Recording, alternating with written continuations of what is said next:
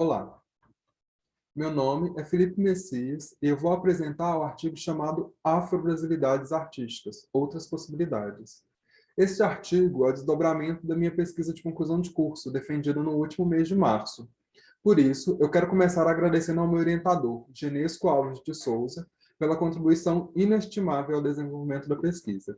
Apesar de ele não aparecer oficialmente como autor, o artigo não poderia ter sido escrito sem suas contribuições. Eu fiz essa apresentação pensando em um formato mais dinâmico de apresentação do artigo.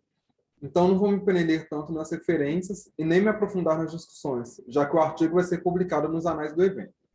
Apesar de concluir em 2021, eu posso dizer que a pesquisa começou a ser escrita efetivamente no segundo semestre de 2018, quando eu fiz o primeiro rascunho do projeto. Mas a inquietação que me motivou é ainda mais antiga. A pesquisa parte de uma questão específica, e foi em torno desta que ela foi se desenhando ao longo do tempo. O meu objetivo principal sempre foi discutir criticamente os critérios considerados no desenho do conceito de arte afro-brasileira. Eu tinha algumas reflexões que eu poderia chamar de hipóteses, e era delas que eu partia. A primeira era a admissão do racismo como parte essencial dessas definições.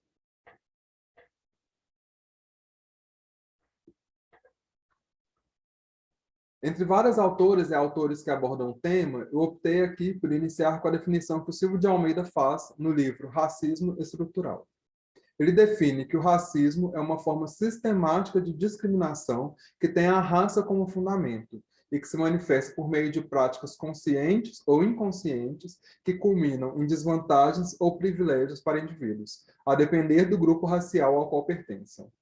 Essa definição é importante para identificar o racismo como um sistema de organização social que está além das ofensas individuais. Apesar de contê-las, ele não se resume a elas. Considerando a complexidade desse sistema, foi preciso admitir que ele era parte indissociável do campo artístico, tanto prático quanto teórico. A partir disso, ao pesquisar o conceito de arte afro-brasileira, eu não pude deixar de abordar questões mais profundas que orbitavam em torno deles. Assim, o centro da minha pesquisa passou a ser identificar e contrapor a matriz artística não adjetivada, pretensamente universal, ao recorte afro-brasileiro. Decompondo ainda mais o afro-brasileiro, foi preciso identificar que afro é esse que se soma ao brasileiro.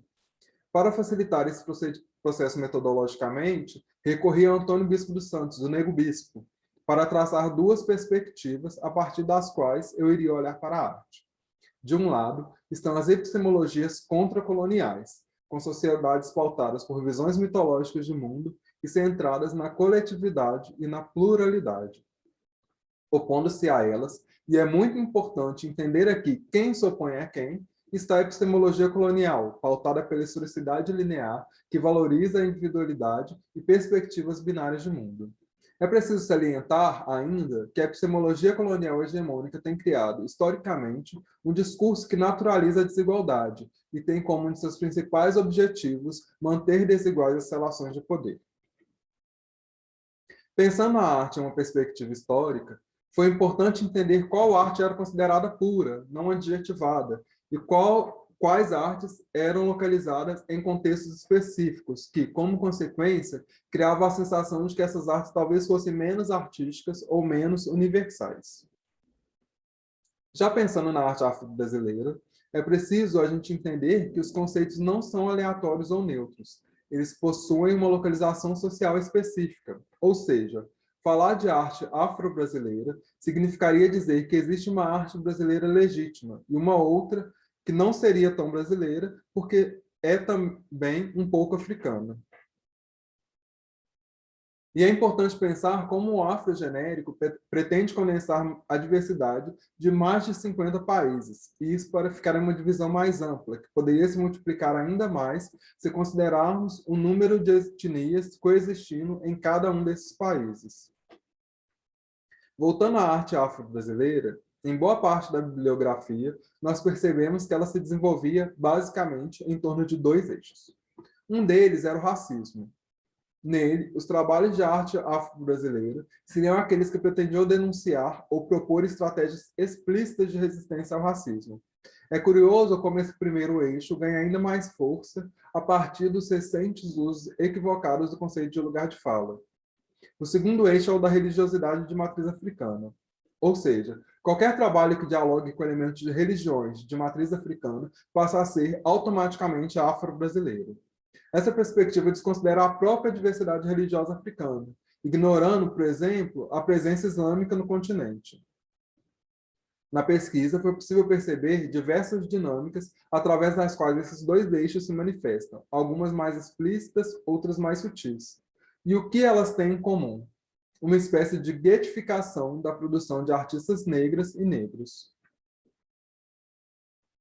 Ficou explícito, portanto, que muitas vezes essa classificação foi usada mais como uma forma de controlar o acesso de artistas negras e negros do que de atender, efetivamente, às pressões e demandas por inclusão cada vez maiores dessas pessoas.